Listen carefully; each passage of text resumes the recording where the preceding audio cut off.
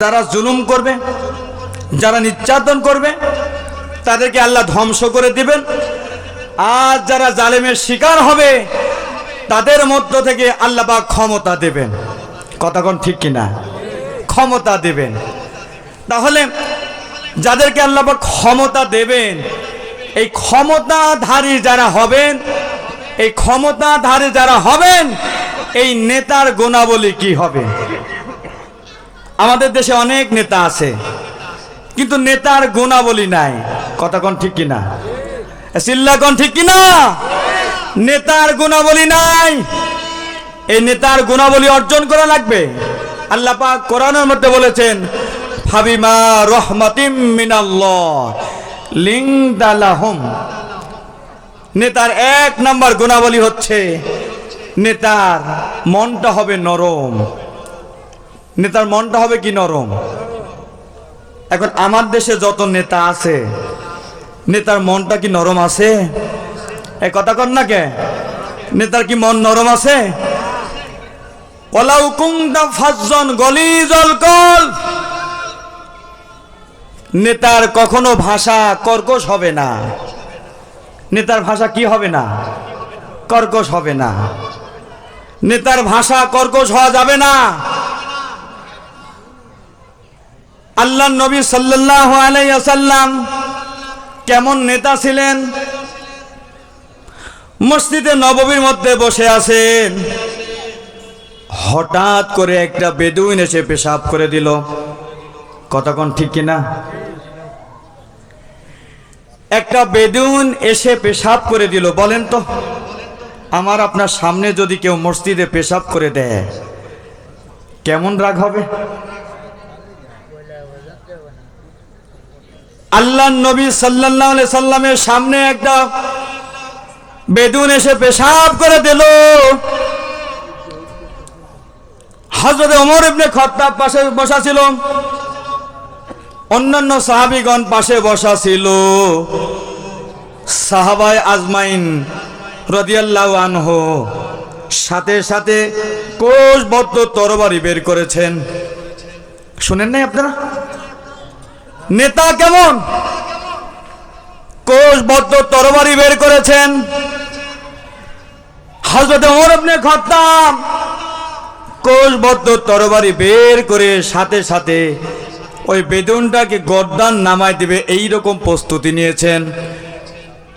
আল্লাহর নবী সাথে সাথে থামায় দিলেন, খবরদার ওমর, এটা করা যাবে না। বেদুইনটাকে কাছে ডাকলেন। ভাষাটা একটু কেমন দেখেন। বেদুইনটাকে কাছে ডাকলেন, ডেকে বললেন, ভাই, তোমরা যেখানে ইবাদত করো, আমরা এখানে ইবাদত করি। তোমরা যেখানে ইবাদত করো ওই জায়গাটা যেমন তোমাদের কাছে প্রিয়, এই জায়গাটা ঠিক আমাদের কাছে তেমন প্রিয়। চিল্লা এখন ঠিক কিনা? সম্মানিত ভাইয়েরা, হযরত ওমর রাদিয়াল্লাহু এই অবস্থা দেখে ওই বেদুইনকে আল্লাহর নবী কাছে ডাকলেন। কাছে ডাকার সাথে সাথে এই কথাগুলো যখন বললেন, বলার পর হযরত আল্লাহর নবী সাল্লাল্লাহু আলাইহি সাল্লাম বেদুইনকে লক্ষ্য করে বললেন, এটা হচ্ছে আমাদের প্রিয় জায়গা। বেদুইন এই অবস্থাটা দেখে চলে গেল। চলে যাওয়ার পর তাফসীরের মধ্যে দেখা যায়, বিভিন্ন ইতিহাসের মধ্যে দেখা যায়, ওই বেদুইন পরে ইসলাম গ্রহণ করেছেন। আওয়াজ দিয়ে বলেন ঠিক কিনা? নেতার চরিত্র, নেতার কথা, ভাষাটা সুন্দর হওয়া লাগবে। আল্লাহ, আমার দেশে যে নেতাগুলো আছে, ওনাদের কাছে যাইতেই তো মানুষ ভয় পায়। কথা কোন ঠিক কিনা? ভয় পায় না? তা আল্লাহর নবী কেমন নেতা ছিলেন? আমাদের ওই রকম নেতা হওয়া লাগবে। আমাদের ওই রকম নেতা হওয়া লাগবে। আল্লাহর নবী যেই রকম নেতা ছিলেন, আচ্ছা আল্লাহর নবী নেতা ছিলেন, আল্লাহর নবী নেতা ছিলেন, নেতার এক নম্বর বৈশিষ্ট্য ছিল মান আকামাস সালাত, নামাজ পড়া লাগবে। কতক্ষণ ঠিক কিনা? এখন যে নেতার মধ্যে নামাজ নাই, অধিকাংশ আমার দেশের নেতাকে ফলো করা যায়, তারা নামাজ পড়ে কি পড়ে না? এ কতক্ষণ নামাজ পড়ে? অধিকাংশ লোক নামাজ পড়ে কখন জানেন? নির্বাচনের সময়। দেখবেন নির্বাচন আসলে প্রত্যেকটা নেতা পাঞ্জাবি পরে, জুব্বা পরে, আর মাথায় টুপি দেয়। কতক্ষণ ঠিক কিনা? প্রতিটা নির্বাচনের সময় যে সমস্ত নেতা থাকে, এই সমস্ত নেতা মসজিদে যাবে, মন্দিরে যাবে, আর ভালো ভালো কথা বলে মন আকর্ষণ করবে, মানুষদেরকে পক্ষে নেওয়ার চেষ্টা করবে। কতক্ষণ ঠিক কিনা? এরা হচ্ছে এক নম্বর টাটকা মুনাফিক। কতক্ষণ ঠিক কিনা? ভোট চলে যায়, চলে যাওয়ার পর নামাজও চলে যায়, এইরকম নেতা হচ্ছে মুনাফিক নেতা। কতক্ষণ ঠিক কিনা? সম্মানিত ভাইয়েরা, এই জন্য নেতার ভাষা হওয়া লাগবে সুন্দর, নেতার ভাষা হওয়া লাগবে সুন্দর। ওয়ালাউ কুনতা ফাজ্জান গলিজাল কলব, আল্লাহ তার নবীকে শিখিয়ে দিলেন, হে নবী, আপনার হৃদয়টা যদি নরম না হয়, আপনার স্বভাবটা যদি সুন্দর না হয়, আপনার ভাষাটা যদি সুন্দর না হয়, লাং ফাদ্দু মিন হাউলিক, আপনার ডানে বামে সামনে পিছনে যারা আছে একটাও থাকবে না, চলে যাবে। কতক্ষণ ঠিক কিনা? যেই নেতার ভাষা যত খারাপ হবে, দেখবেন ওই নেতার পাশে তত মানুষ যাবে না। যদিও ওই নেতার আশেপাশে লোকজন যায়, দেখবেন কেন যায় জানেন? টাকার জন্য, গেলে কিছু টাকা পাবে। কতক্ষণ ঠিক কিনা? সম্মানিত ভাইয়েরা, লাং ফাদ্দু মিন হাউলিক, নেতার গুণ হওয়া লাগবে ফাফু আনহুম, নেতা সকলকে ক্ষমা করে দেবে। আচ্ছা বলেন তো, নেতা মানুষকে ক্ষমা করে দেবে। এখন আমার দেশে যত নেতা আমরা আছি, আমরা কি সচরাচর মানুষদের ক্ষমা করে দেই? ক্ষমা করে দেই না, পাল্টা অ্যাকশন নেওয়ার চেষ্টা করি। কতক্ষণ ঠিক কিনা? অ্যাকশন নেওয়ার চেষ্টা করি। ফাফু আনহুম, নেতার বৈশিষ্ট্য হবে আপনি ক্ষমা করে দেবেন, আপনি ক্ষমা করে দেবেন। শুধু ক্ষমা করে দেবেন না, ওয়াস্তাগফির লাহুম, নিজে ক্ষমা করে দেবেন, আবার আল্লাহর কাছে ক্ষমা প্রার্থনা করবেন। আল্লাহর কাছে ক্ষমা প্রার্থনা করা লাগবে। আচ্ছা, যে নেতা নামাজ পড়ে না, ওই নেতা আল্লাহর কাছে আপনার জন্য ক্ষমা প্রার্থনা করবে কখন? এজন্য যিনি নামাজ পড়েন, নামাজিওয়ালা লোক দেখে আপনারা সব সময় নেতা নির্বাচন করবেন। কতক্ষণ ঠিক কিনা? আমি আওয়ামী লীগ বুঝি না, বিএনপি বুঝি না, জামাত বুঝি না, তাবলিগ বুঝি না। যেখানে আপনারা নামাজি লোক পাবেন, আপনারা সেখানেই সমর্থন দেবেন। কতক্ষণ ঠিক কিনা? ফাফু আনহুম ওয়াস্তাগফির লাহুম ওয়া শাওয়িরহুম ফিল আমর, নেতার গুণাবলী হচ্ছে পরামর্শের ভিত্তিতে কাজ করবে, পরামর্শ ভিত্তিতে কাজ করবে। আচ্ছা বলেন তো, নেতা যদি পরামর্শ ভিত্তিতে কাজ করে, তাহলে সারা বাংলাদেশের প্রত্যেকটা ব্যাংকের টাকা কি লুট হতো? এ কথা কোন লুট হইতো? নেতাজি পরামর্শ না করার কারণে, একে অপরে পরামর্শ না করার কারণে আজকে সারা বাংলাদেশের প্রত্যেকটা ব্যাংক ডাকাতি হয়েছে, প্রত্যেকটা ব্যাংক হরিলুট হয়ে গেছে। ব্যাংকের কোনো পুঁজি নাই, ব্যাংকের কোনো সম্পদ নাই, সব টাকা গায়েব। কতক্ষণ ঠিক কিনা? এক দরবেশ বাবাই সব শেষ করে দিছে। কতক্ষণ ঠিক কিনা? দরবেশ বাবা সব শেষ করে দিয়েছে। সম্মানিত ভাইরা, অশাউিরহুম ফিল ফাইজা আযামতা ফাতাওয়াক্কাল আলাল্লাহ। প্রতিটা কাজের ব্যাপারে আল্লাহর উপর ভরসা করবে। আচ্ছা, যিনি আল্লাহওয়ালা লোক কেবলমাত্র তিনিই তো আল্লাহর উপর ভরসা করেন, বলেন তাই না? আচ্ছা, যিনি মসজিদে যায় না, যিনি নামাজ পড়েন না, উনি কি আল্লাহর উপর ভরসা করবে? যিনি মদের দোকানে মদ পান করে, যিনি মদ পান করে, ইনি আল্লাহর উপর ভরসা করবে? যিনি সব সময় এখানে ওখানে ঘুরে বেড়ায়, আজকে রাতের বেলা এখানে, আরেক রাতের বেলা ওখানে, ইনি কি আল্লাহর উপর ভরসা করবে? হ্যাঁ, এই কথা কন। আল্লাহর উপর ভরসা করবে কারা? যিনি নামাজ পড়বেন, যিনি হজ করবেন, যিনি যাকাত দেবেন, যিনি ভালো ভালো কাজ করবেন, কোরআন মেনে চলবেন, কেবলমাত্র তারাই আল্লাহর উপর ভরসা করবে। আওয়াজ দিয়ে বলেন ঠিক কিনা? তাহলে এই সমাজে যত মানুষ আছে যারা নামাজ পড়বে, হজ করবে, যাকাত দেবে, কোরআন মেনে মেনে চলবে, কেবলমাত্র তারাই আল্লাহর উপর ভরসা করবে। কতক্ষণ ঠিক কিনা? সম্মানিত ভাইরা, আমি সামনের দিকে আগাচ্ছি। আমার আলোচনা খুব সংক্ষেপে। আমি আরেকটা, যেহেতু মাদ্রাসা, আচ্ছা বলেন তো,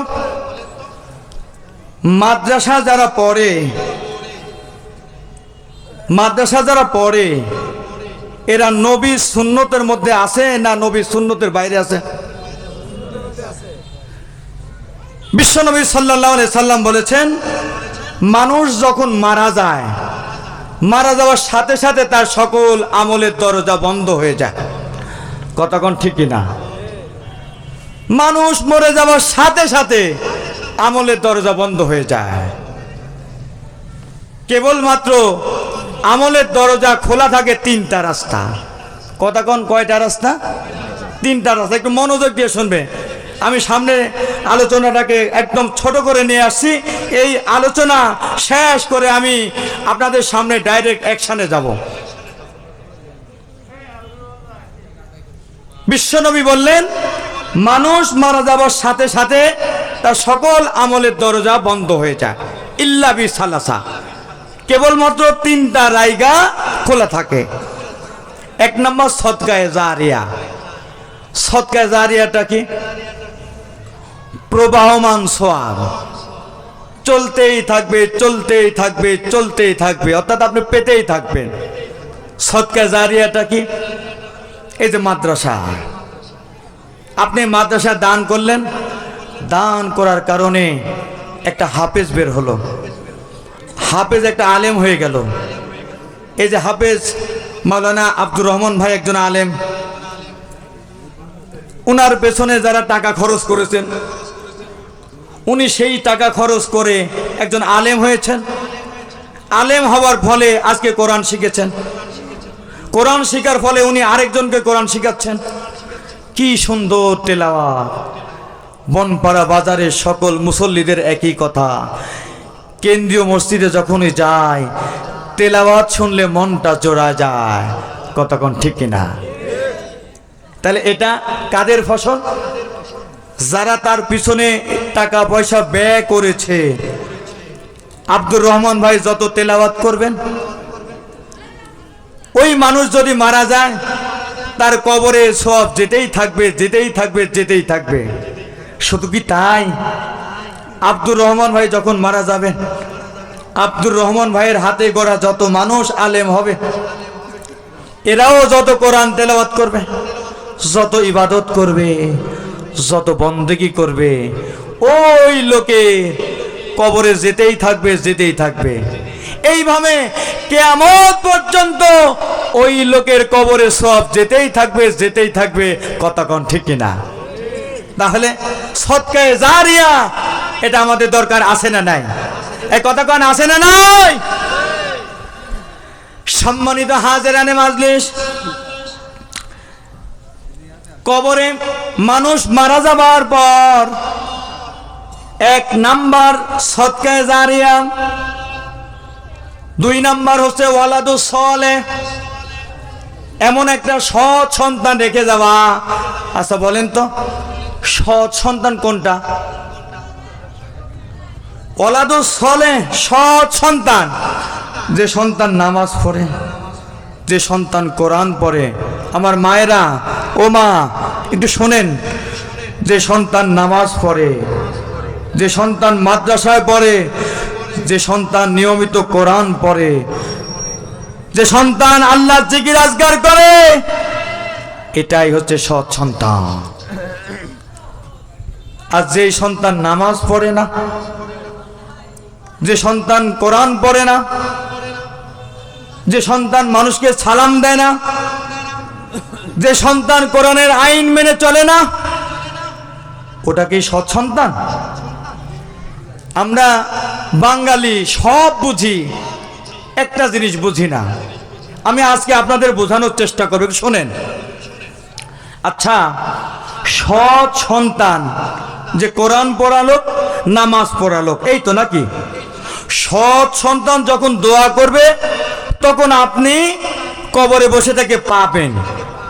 এখন আমার প্রশ্ন, আপনি যে সন্তানটা রেখে মারা গেলেন, ওই সন্তান মদ পান করে, ওই সন্তান নামাজ পড়ে না,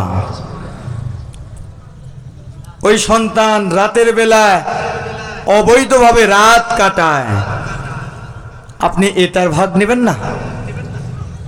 এ কথা কন না কে? আপনি কবরে বসে থেকে সন্তান যখন আপনার জন্য দোয়া করবে, আপনি দোয়াটা নেবেন, কিন্তু আপনার সন্তান যখন মদ পান করে, এর দায়ভার নেবেন না আপনি? এজন্য সন্তানটাকে সৎ বানান, মাদ্রাসায় পড়ান।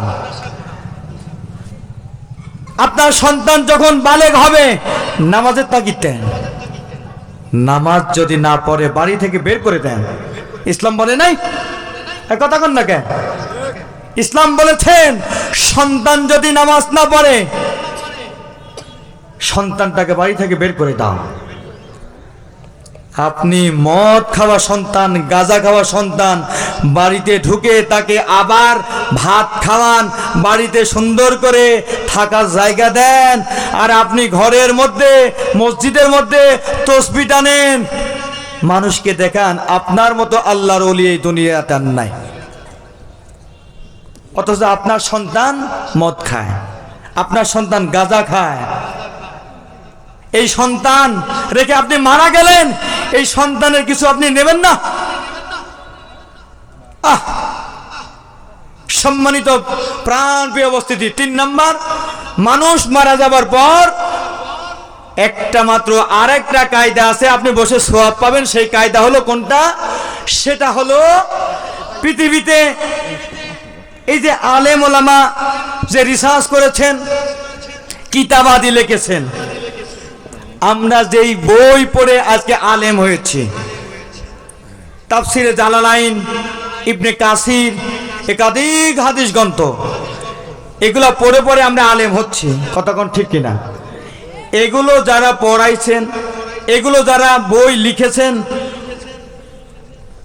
ওনাদের মাধ্যমে আমরা উপকার পেয়েছি।